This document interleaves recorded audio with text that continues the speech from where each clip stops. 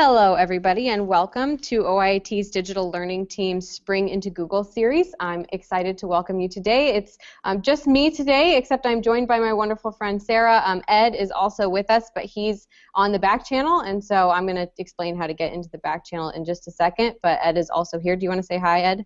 He's on audio, so he can jump in and talk to us. Hi, good afternoon, folks, and welcome to our webinar on air again. Thanks for joining us, and thank you, Sarah. Thanks, Ed. We are going to be covering Google Classroom today. My name is Liz Homan. I'm an OIT Digital Learning Specialist, and we're going to be talking about how Google Classroom can help you organize your classroom, streamline the assignment submission process, some of those other cool things that Google Classroom can do. We'll also talk about some of the limitations of Google Classroom. It's a really cool tool that I think a lot of BPS teachers are very excited about. We've actually had a lot of teachers sign up to start using Google Classroom, upwards of about 600, I think, but we haven't had a whole lot of teachers who have really launched into it and gotten it going, gotten it moving. Well, my screen has frozen, but I'm going to keep talking and hope that it catches up with me. And so Google Classroom is a really great tool that you can use in your classroom to make sure that students have access to assignments. It has a classroom wall, which is a really cool feature that Sarah will show you and talk about a little bit more. So I'm going to get us started by explaining the back channel, giving some reminders related to the Google series for anybody who's participating and earning PDPs. It looks like the internet's working for us again, so hopefully it will hold out. And if you have any questions, please be sure to join the back channel and let Ed know, and he will jump in with any questions that we can answer for you. So I'm going to share my screen. And really quickly, I want to make sure that everybody knows how to join the back channel. You can join the conversation by going to todaysmeet.com with /SIG week 2. And everybody can access these slides in BPS Learns. You just need to go to the Spring into Google page. On the course website, you should have seen a link to the BPS Learns page, and you can go ahead and enroll yourself if you haven't already been enrolled in the course in BPS Learns. That's at learn.mybps.org. Or if you'd prefer, you can go ahead and go into the course website, and you can access the back channel there as well. You should be able to. So a few series reminders for everybody. I want to make sure that everybody knows how to access the course. We've had a number of new people sign up for workshops in the last couple of weeks.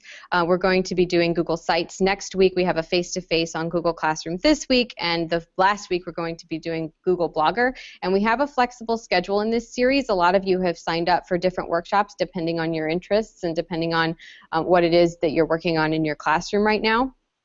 So we have a flexible schedule. You can sign up for any workshop you want.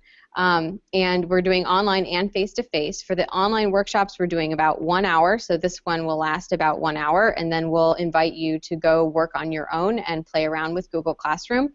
We also have face-to-face sessions on Thursdays from 4:30 to 6:30 where you can come and get help. It's a little bit of work time and workshop time.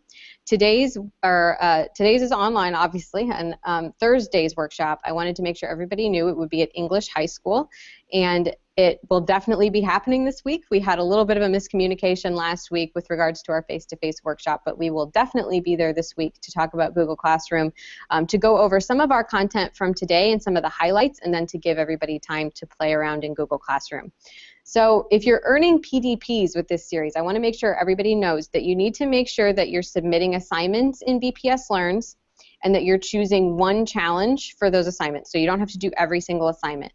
Let me really quickly explain what I mean. So over in BPS Learns, if you were to click on a certain week, like say week 1 or week 2, we're in week 2, so I'll click on week 2. And then if you were to scroll down to the bottom, there are challenges.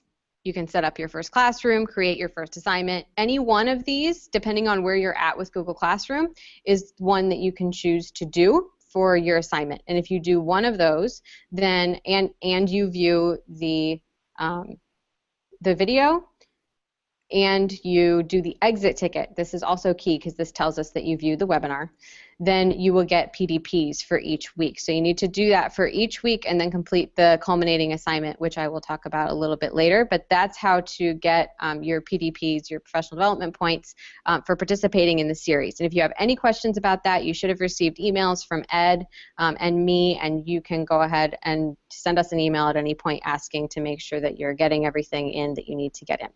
So let's talk about Google Classroom for just a moment, the paperless Google Classroom. So Google Classroom can do a few things for you, and Sarah's going to talk a lot more about each of these here in a moment, but you can use Google Classroom to share assignments with students, to communicate with them, engage them in discussion and group work on the classroom feed. The classroom feed is actually a really cool feature of Google Classroom that I think many of you will find very powerful. It sort of operates like, if you're familiar with Edmodo, it looks sort of like a social media feed, or it's similar to Facebook. So it's like a Facebook feed where you can post something, and what you'll see there is whatever you post, and you can also enable students to post there so that they can interact with one another in the classroom feed. So if you're looking for an interactive choice for your classroom, Google Classroom does have that, and it's in that opening classroom homepage or feed. Google Classroom is also great for saving your spine because you don't have to drag home quite as many stacks of student papers. We had Nima Avashia, a teacher at the McCormick K-8 school on yesterday, and she was talking about how she uses Google Classroom. And I remember when I talked to her, one of the first things she said to me was, "I'm so glad I did this because I don't have to drag papers home anymore." Teachers have also talked about it being a great way to make sure that everything's updated and there and backed up. One of the great things about Google Classroom is it operates with Google Drive in the cloud, and so students can't walk in and say, "I don't have my flash drive," or "I lost my paper," or "the dog ate it," because it's online. The other great thing about Google Classroom is it helps you save a tree because students can practice and experience writing in online environments. They never have to write anything on paper. So you go a little bit paperless too with your classroom. It's good for the environment. I also want to point out that one of the things that we're using to orient our series isn't just a focus on Google Apps, and we know these tools are great. We know they do wonderful things for the classroom, but we also want to make sure that we're thinking about how they're helping students' literacy development and literacy skills. So beyond just developing students' functional skills, we want to develop their abilities as strategic digital learners. And so what Google Classroom allows you to do is to mostly build functional skills. Classroom sort of is what it is, and Sarah's going to talk to you about this a little bit. It has its limitations. It's not quite as powerful as Drive, actually.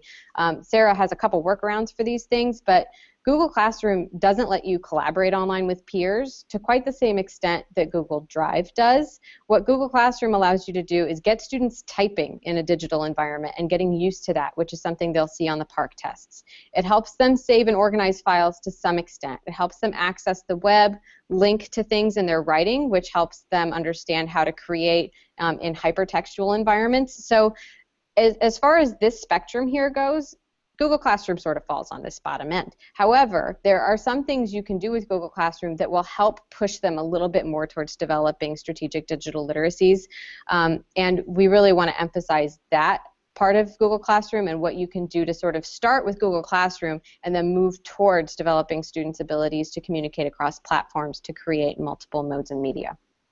So here's how Classroom works. Google Classroom creates class, assignment, and student folders in Google Drive for you automatically, and then with those folders you can push an assignment out to students with one click instead of sharing individually with every single student. So this sort of streamlines the process of pushing out an assignment to all of your students at once. Essentially what this does, if you're familiar with Doctopus, Doctopus used to do something really similar to this, and Doctopus is sort of being replaced by Google Classroom to an extent. Google Classroom has taken that capacity and built it into Google Classroom. So you basically make an assignment and then you give it to your students, and you can add a video to an assignment, you can add a hyperlink to an assignment, you can put the directions right there in Google Classroom. Sarah's going to show you what all of this looks like in a moment, or I can show you what it looks like. We also have resources on BPS Learns that explain how this looks too. It allows you to provide feedback to individual students and grades within Google Drive and Classroom, and to give that feedback back straight to students without it going to anybody else. So it allows a closed folder for you to communicate with your students on their writing or anything else they might create in Google Classroom. It allows you to assign due dates to assignments, and to have the classroom wall, which is something I talked about in a minute. And so with that, really quickly, what we're going to go over, we've already done number one, what is Classroom, what can it do for you? I'm going to turn it over to Sarah in just a second, and then finally we'll have a little bit of time for you to ask questions and get started with your own Google Classrooms, and we'll close out with a little bit of workshop time for you to go and play around on your own, and Ed and I will stay online just in case you have any questions. So I'm going to go ahead and introduce Sarah and let her take off.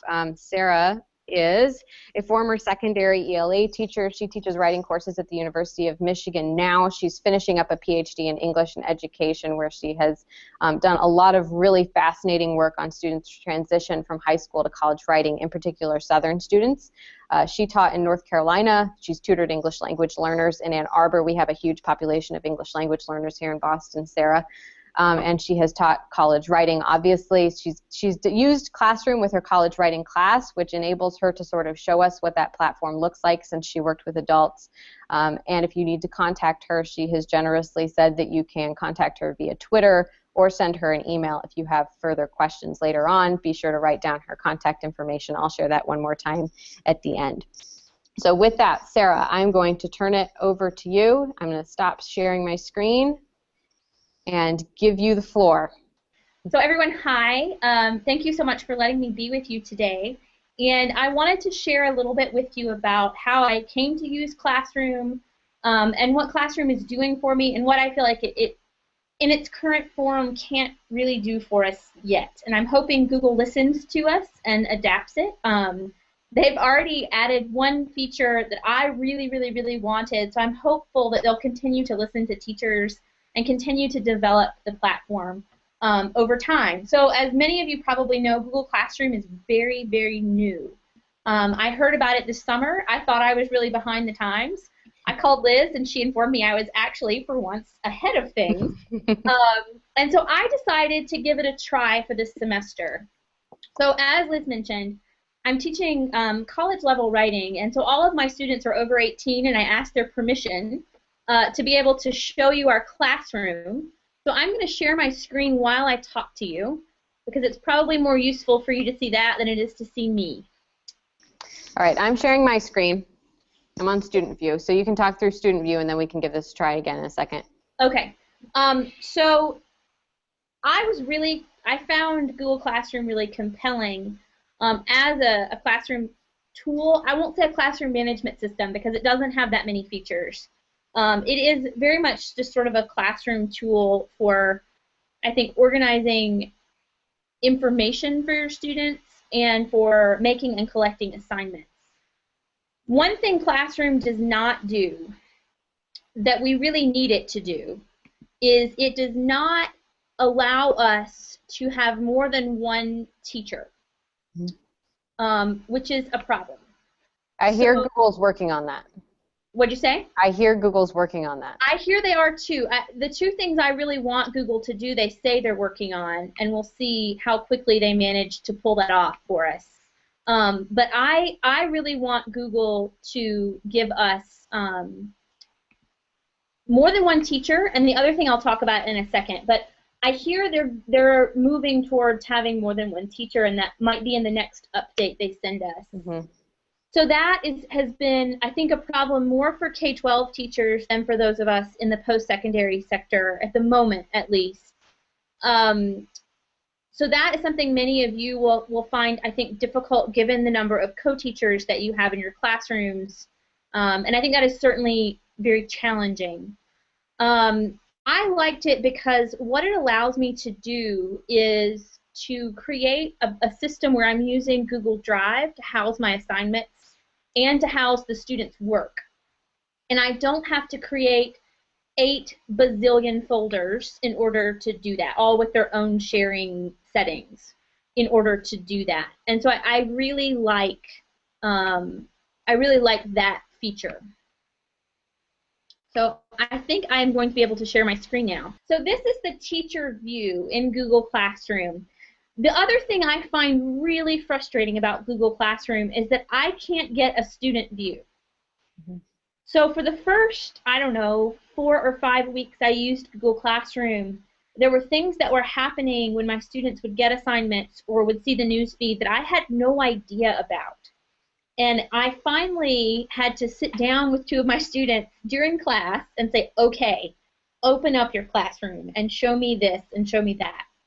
So there's not a way around that I've been able to find. Google still hasn't given us a student view. I'm not sure they understand why we might want that as educators. But I am hoping that in the future they'll be sending that to us in an update. That's a good workaround, Sarah, that you were able to find to sit down with your students and sort of take a look at what they saw. Yeah, so the other thing I did is I actually got a couple of my fellow instructors here at Michigan and added them as students, which is how Liz has access to my classroom as a student, and had them show me what they see as students. And I would because I was very concerned, I was storing my documentation for the class in the classroom folder that Google had created.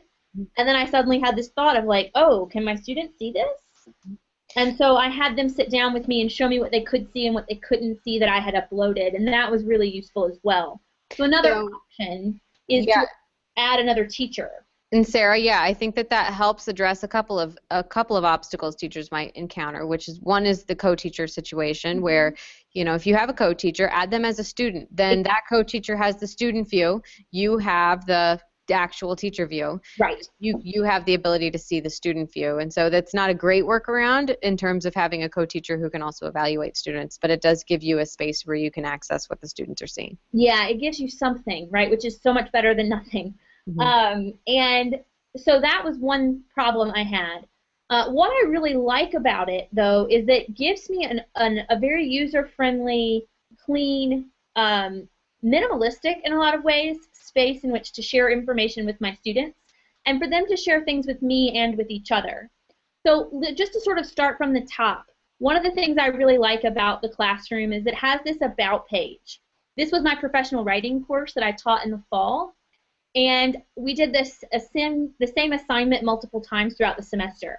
And so I wanted them to have this sort of step-by-step sheet I had done, and I put that right here on this About tab. I put the course calendar right on the About tab so they could just very easily click, and then the course calendar would pop up.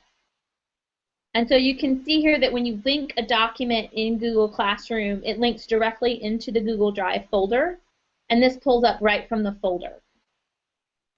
So that's the course calendar, and then I did a very similar thing with the syllabus. So the syllabus here is also linked on the About page, and that gives them what I consider to be the essential course documents all in one place. It also has my contact information, and Google does this automatically. If I wanted to add things to this About page, I can add them right here, and as you can see, you can attach a file, you can attach a YouTube clip, you can attach a link from the internet, or anything in Google Drive. So it's a really flexible system that allows you to upload a lot of different kinds of media, which I think is really nice. So going back to the stream, one of the things that I also find really valuable about this is, as Liz was saying, you get this very sort of Facebook-esque kind of classroom feed. And for about half of the semester, I thought I was the only person who could post to this feed. I think Google didn't do a great job of outlining all of the things that Google Classroom could do when it first came out. So all of the resources I could find talked only about the assignments and about sending the assignments and getting the assignments back and how great it was for feedback. And it is good for feedback. But one of the things I find most valuable about it is actually this feed. So you can see here that I've given my students, I've made announcements on the feed. And you can comment, but the cool thing is my students could actually comment on this assignment as well. And so, Liz, could you just comment on this first announcement? You can say anything. And then I'll refresh and show what that looks like. So that was really useful for me just to be able to send assignments really easily. I found out that they do get an email every time you add something to the newsfeed. They do not get an email every time their peers add something.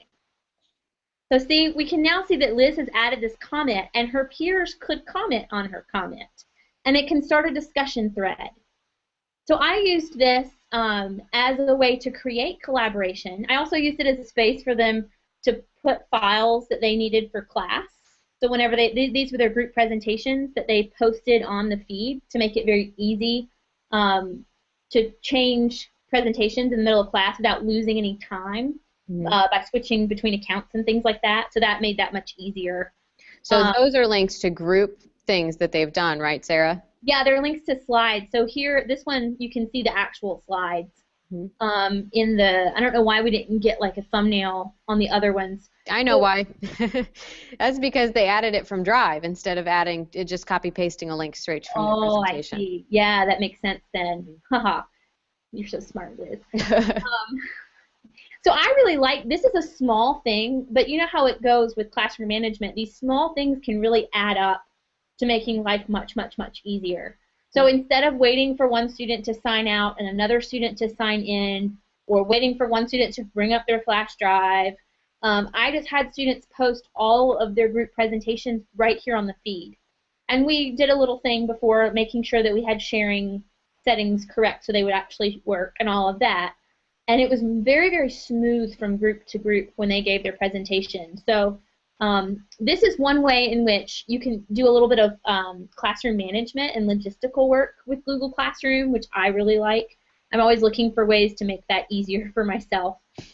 I'm looking for, there is a great thing the students did.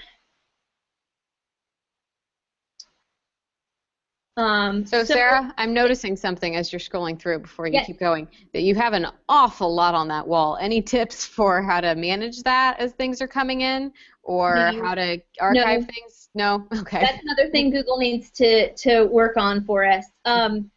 It is just, this is just by date, and there's no way to organize. The thing Google just fixed for us is that now we have one place where all of our assignments are. And before, you had to scroll through this feed to find all of your assignments. Yep, there was an assignment tab. Oh my gosh! So now there's an assignment tab there. So here's one place where I have used this as a place to start discussion. So we had a guest speaker come into our course. This was a professional writing class, and I had a friend of mine who's a human resources officer come and talk to the class about interviewing for a job and getting a job and that kind of thing. And I wanted them to prepare for her visit and to think of questions that they could ask her when she was with us. So I had them comment. I presented this idea, like, please have questions. Please post them here. And the students commented on my post and uploaded their questions. And so you can see here that it collapses that discussion. But it's very easy to uncollapse it and to look at all of the questions they wanted to ask. And here they could talk back to each other if they wanted to. The next time I use Google Classroom, I'll do a lot more with having them talk back to each other. One way I worked around the collaborative issue in Classroom is that I had them do, on multiple occasions, I had them do small group assignments. Here's one where we were working on what a mission statement might look like. And I had them work in their small groups to create a mission statement for our class. And then as their groups finished, you know, you always have that problem where some groups finish much quicker than other groups, and then they're just sort of sitting around and feeling like they're not expected to do any work. And I don't like that wasted time. And so I had them look over their peers' mission statements and offer comments and feedback on those mission statements. And so you can see several examples here where they're talking to each other and giving feedback. And you see this student commented on behalf of his group. We feel as though the mission statement is too wordy. And so these kinds of things are a really great way, I think, to kind of work around Google Classroom's lack of collaborative features and make it collaborative for your students. I really struggled with the fact that Google Classroom doesn't allow you to assign things to more than one, to like small groups of students, and it doesn't allow them to see one another's assignments, so you can't do peer review. And so if I do this again, and I likely will use Google Classroom again, I'm going to create the peer review assignments on the news feed. and share the folders on the news feed for each group's peer review. So I'll create a folder in Google Drive that is shared with that small group, and then post the link to it on the news feed so I can sort of work around the lack of peer review, if that makes sense at all. That's great. Sarah, I want to touch on a couple of things you said and just emphasize them for our teachers. One is that using the forum as a way to sort of start a discussion or have students post questions or discussion ideas, that's a great way to engage students in Google Classroom in ways that allow you to capture their thoughts in a moment or capture any reflections that they might have. You can also use that forum for, say, exit tickets if students need to give you a thought or an idea or a takeaway from class before they leave on a certain day. Maybe they post something quickly to the forum or they respond to somebody else's idea before they leave at the end of the day. And I really like that you're sharing the group workaround that you've found where you can sort of post a link to a group folder that you've shared with a certain group of students in your class.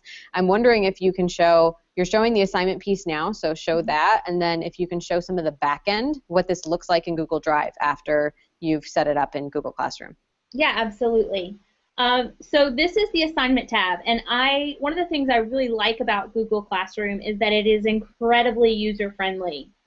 So I'm going to create an assignment. My poor students are going to wonder what in the world is going on, but they'll be all right. Actually, I'll tell them in the line here. Okay, so here's an assignment. I'm going to create this assignment. You can add a description. You can add it. You add the deadline, and you can actually even tell it what time you want this to be due, which I think for college classrooms is more important than it might be for K-12. But if you want things due before your class period begins, you could certainly adjust that there in the Google Classroom itself. Then you can add the actual assignment itself. So when I had small, short assignments, I would sometimes just in the description say, here's the assignment. But typically I have an actual written assignment. So you can include a file from your computer. You can use anything that you have in Google Drive. So here's my classroom folder. And here's all the stuff from the semester. It could be better organized, but you know, there it is. This is life. So here's everything that comes up in Classroom, and I can add anything here to the assignment. So there's my gentle end of semester reminders. I can add, and then you'll see it comes up here. Can you add multiple attachments, Sarah? Certainly can, but here's the trick with that. I discovered halfway through the semester the students only see the first attachment, and then, yeah, well, so they have to click on assignment details when they get the assignment in order to see multiple attachments. Okay. It would have been helpful to know that before much of the semester had passed, but I discovered because I was like, I don't understand why all of your papers don't do this thing I specifically asked for. And they're like, you didn't ask for that. I was like, I did. It was in the document. And then they were like, we don't have that document. Otherwise, I never would have known, which is a little frustrating, but there it is. So you can view details. They have to view details if you attach multiple. You need to have them. You need to teach them to click on assignment details, though. Okay. Otherwise, they won't because they don't know they need to. Okay. So when you create the assignment, you can do a couple of different things, and it depends on the assignment as to which one I choose. So I never have used the students can edit file because that means the students can monkey around with whatever document you've put up there and you don't have a clean copy anymore. Question for you then. If you put an editable file on an assignment, does that mean that students could collaborate in that file? Ooh, good question. I don't know. Somebody learn for us and email Ed and I and let us know. That would be a great assignment for one of your teachers to do. That would be great if somebody could figure that out for us. Let me know because that would make life so much better. Mm-hmm. So the thing I did most often is make a copy for each student. Mm-hmm. And then they can do whatever they want with that document. They can make notes for themselves on the assignment sheet. They can actually, so for my short assignments, I often just want them to journal about something or think through an idea, and they can just write their assignment right on that sheet. So that's an editable copy? It is an editable, yeah, that word. Editable? And it actually, so it creates a copy for the student, which leads me to my next point. So you'll click Assign, I mean, you can attach a video clip, you can attach a website, you can attach anything you want to these assignments. And then you click Assign. And what happens is Google Classroom creates a folder for that assignment, and each student gets a copy, and then they upload their assignment. So they turn in their assignment. And Liz, I might have you show us that in just a minute. Okay. But first, I'm going to show what happens once you get the assignment. So my classroom this semester was done on a contract system, so I can actually show you these projects because they don't have grades on them. While you're pulling this up, I'm going to remind everybody that if you have any questions, you can visit the Today's Meet back channel. There's a link to it right underneath the stream in BPS Learn. So if you have any questions for Sarah, any questions for us, you can jump into the back channel in Today's Meet, give yourself a quick nickname, and ask any questions that you might have. Go ahead, Sarah. So this is what it looks like when students have turned in an assignment. So if you click on the student's name, you see the assignment they've submitted. And this student turned in something in Google Doc, as a Word document, which you have to download and add comments to and re-upload. And I asked them to not do that, but many of them were doing like projects with a lot of design elements because it was a professional writing class, and so they didn't particularly like to do that. So here's a student who has uploaded a project in Google Docs, and we can open it, and you can see how I commented. So once they submit the project, Google sets the privacy settings so they can't edit it anymore. That's important. Once they submit, they can't make any more changes. That's important. They can't make any more changes until you return it to them. So they submit the project, you put feedback on it, which you use the regular Google Drive tools to do, the comments. You can even add like the chat or whatever. You can track changes. You can do any of the regular Google commenting features, but they can't do anything to it until you return it to them. So when you want to return it, you can click here, and you can give it a grade. I can't do that now because I've already returned this project to her, but I can edit it actually. So you can give her a new grade.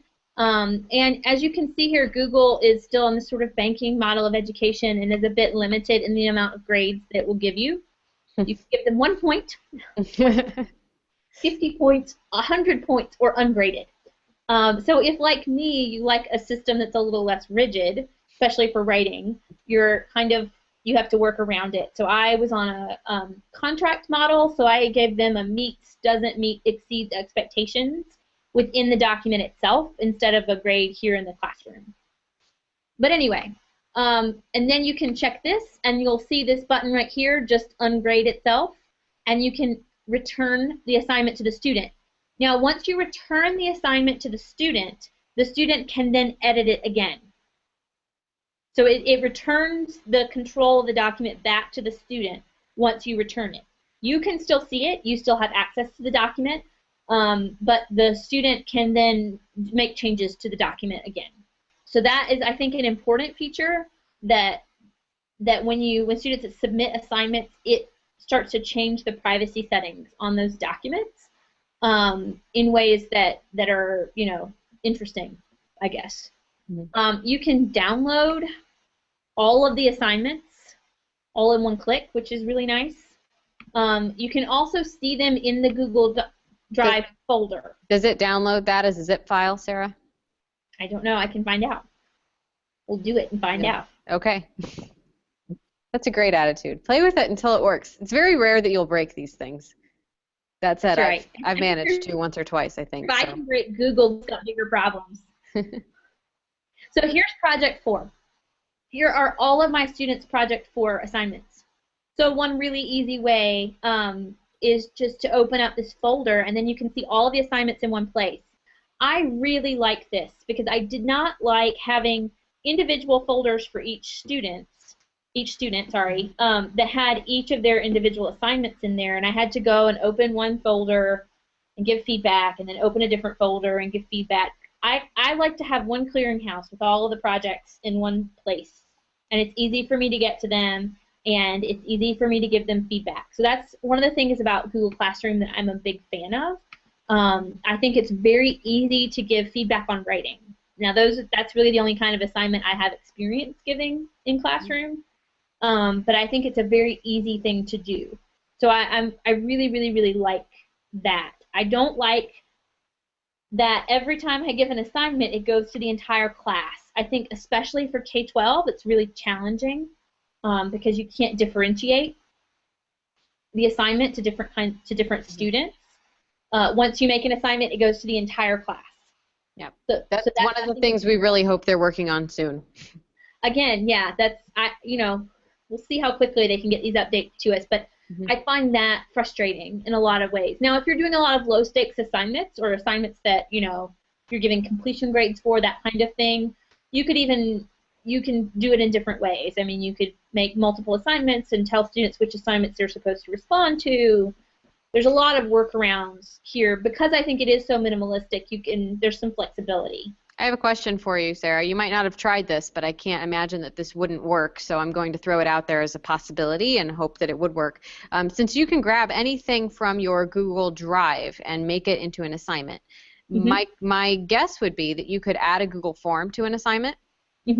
And if you had a Google form, then you could potentially embed different types of questions in there. You could add multiple choice questions to a Google form, and you could basically operate that as a quiz. So you could create a quiz within Google in a Google form and then make that into an assignment. So I actually did have a form that I did put on here. So here's the form. Oops, you can't attach Google Forms directly. Please add a link to the form. So there's the answer, Liz. Okay. So I did have a link down here to a mid-semester feedback form that I had the students do a self-evaluation mid-semester, and I linked it in the feed, and they were able to go in and respond. And then, of course, when you do that, Google gives you a spreadsheet, so you still get the results. And it's pretty easy, but you can't assign a form, which I guess makes sense if they're going to pop all the results into a spreadsheet for you. Okay, so you can post a form, but you can't assign a form. That does make sense given how Google works. We did just hear from somebody who was on our back channel that if students can edit it, it does mean all students can edit that document. Right. So that question we had earlier about if you click it as not students can view the file, but all students can edit the file, then you can create a collaborative document there that students can work together within. Yeah, that's really interesting. That's powerful because I think a lot of our teachers really like that capacity of Google Drive, that students can work together in a document and they can edit a document together, and so that's one workaround for that collaborative work piece as well. Yeah, the other Thanks, Holly. Yeah, thank you. The other thing I did at a couple of points during the semester was, as an announcement, I posted from the Google Docs. I would just post like a class notes for the day with just the date as the title, and I did that so students could add to the notes for the class, and they would often pull it up on their computers while we were in class and add things that they were thinking about, and we found that really a useful tool. So that is kind of another option to create these kinds of collaborative documents. You do have to fiddle with the sharing settings if you do that. So you do have to make it so that other people can edit it if you post a document in that way. And that's a great way. If anybody needs to learn more about sharing settings in Google Drive, we're going to recover Google Drive in this week's face-to-face workshop too, or you can go back to last week's webinar recording, which is on the website, and you can check out what we talked about in Drive there too if you have more questions about Drive. The one last thing I wanted to share that I think Google Classroom makes easier is that you can email all of your students. So when you go to your students, you can check all of them or some of them, and you can send them an email. You can also mute them if you don't want them to post. What does that mean?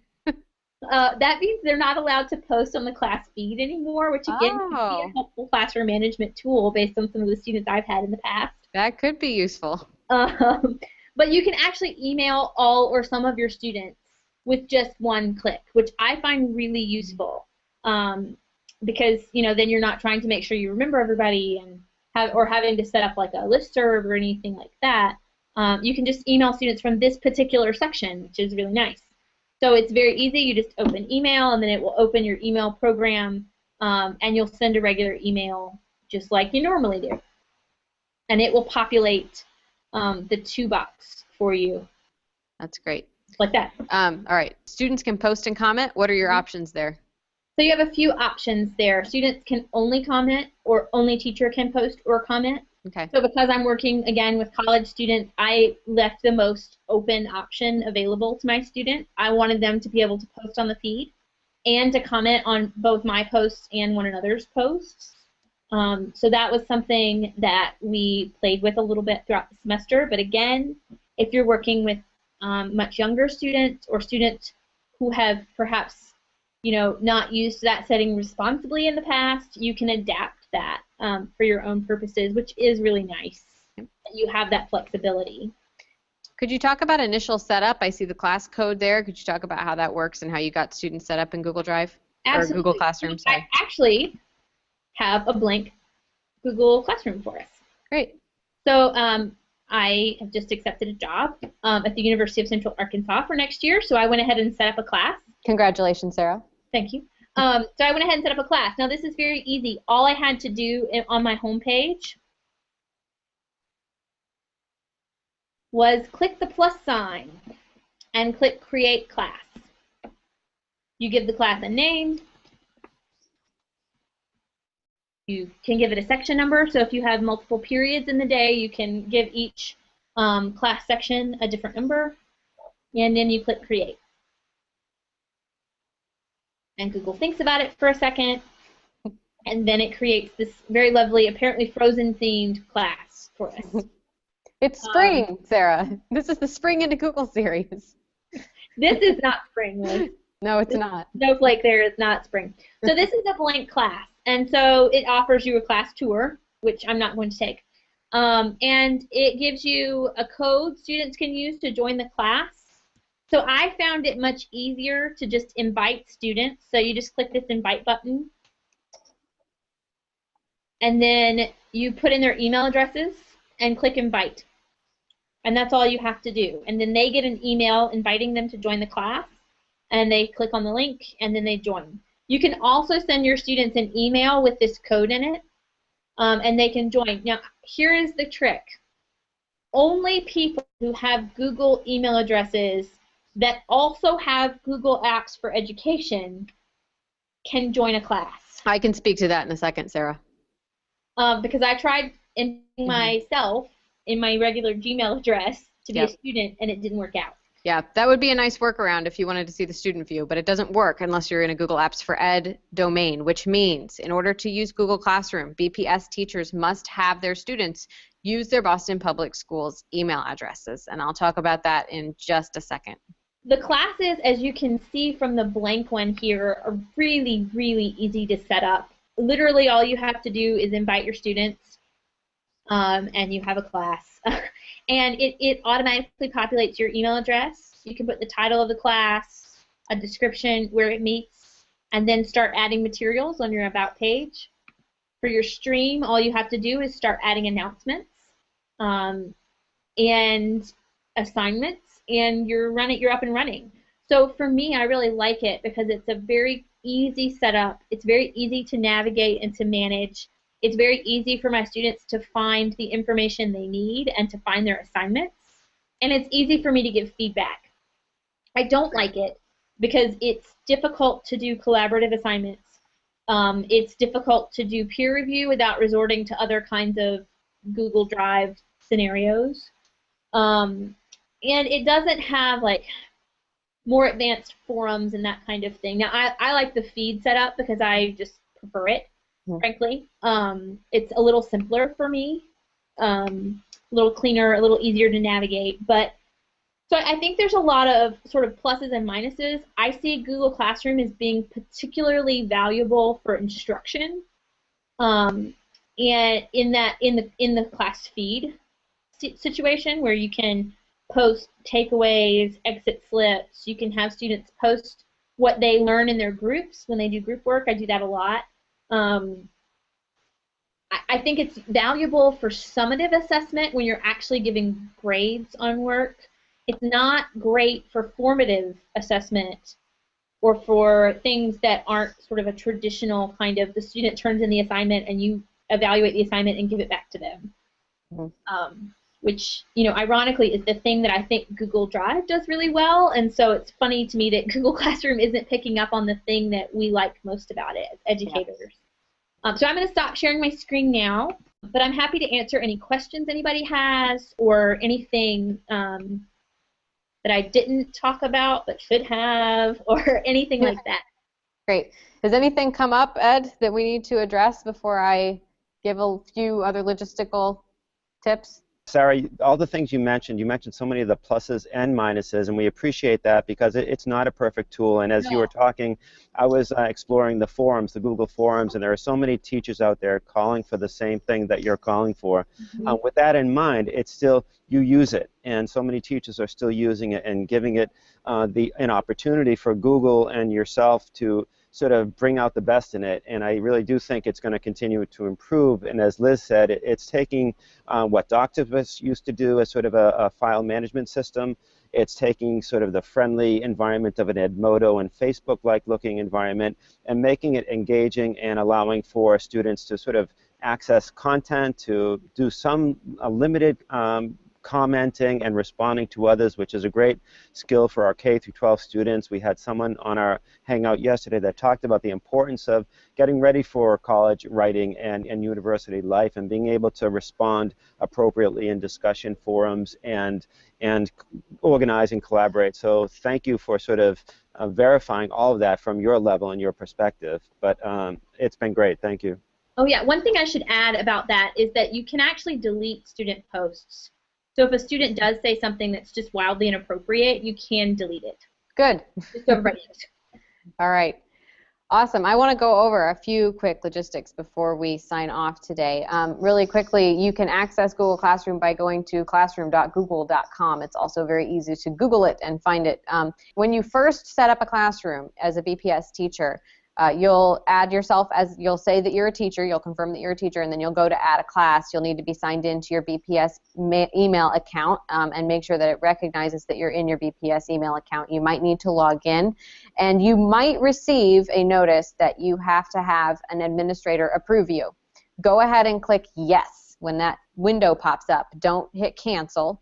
Click OK, because that OK sends a notice to me and to our Google administrators that you want access to Classroom, and we might not respond right away. We have to go in every once in a while and approve it, but if you email me, I'll approve you right away, and we'll make sure that you have access into Google Classroom and that you can go ahead and start getting set up. That said, everybody who's already RSVP'd and registered for the Spring into Google series, I have already approved you in Google Classroom to go ahead and start setting up Classroom. So you're already there. You should be set to go, but if you have any trouble, let us know.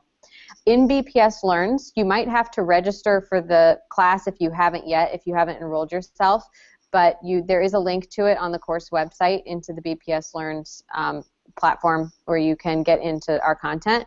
There is the broadcast and back channel from today. An exit ticket for today. So if you are watching and you want to receive PDPs, or if you just want to give us some feedback, which we would love to have, make sure you click on the exit ticket for Spring into Google Week 2 and fill out this really, really quick form that will eventually load. Tell us your name, describe 2 ways it could benefit student learning experiences in your classroom to use Google Classroom. Tell us what your next steps are. Maybe your next steps are, I don't like Google Classroom, I'm never going to use it, and that's fine. But let us know why. Give us some feedback. Help us understand your practice and how this might work for you. So make sure you fill out the exit ticket if you want to earn PDPs after our webinar. And you can go ahead and look over some of these resources. The resources are pretty straightforward. Steps and recommendations for BPS teachers, an overview of Google Classroom, how Drive and Classroom work together, what the platform looks like. And then at the bottom, there are challenges. You can set up your first classroom, create your first assignment, or use the class wall to facilitate some group work, as Sarah showed everybody. And you can engage in one of those challenges to earn PDPs, or you can hold off if you're coming to join us on Thursday for the face-to-face session, and you can do one of those challenges then. So those are your next steps in terms of participating in the Google series. I'm so glad that Sarah could join us today. We have more on Google in the coming weeks. We're going to cover Google Sites next week. We're going to cover Google Blogger in week 4.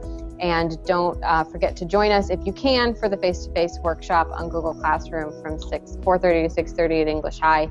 I'm going to stop sharing my screen really quickly so that we can say goodbye to everybody. Sarah, thank you so very much for joining us from just about as cold, well, probably more cold right now, and a little bit less snowy Michigan. Yeah, happy to do it. Yeah. Please feel free to email me or tweet me if you guys have questions or comments or sarcastic remarks. All right. Thank you so much, Sarah. We're going to end the broadcast here, and we hope to see many of you in the workshops that are coming up. Thank you, Sarah. Thanks very much. Goodbye, everybody. Bye. Bye.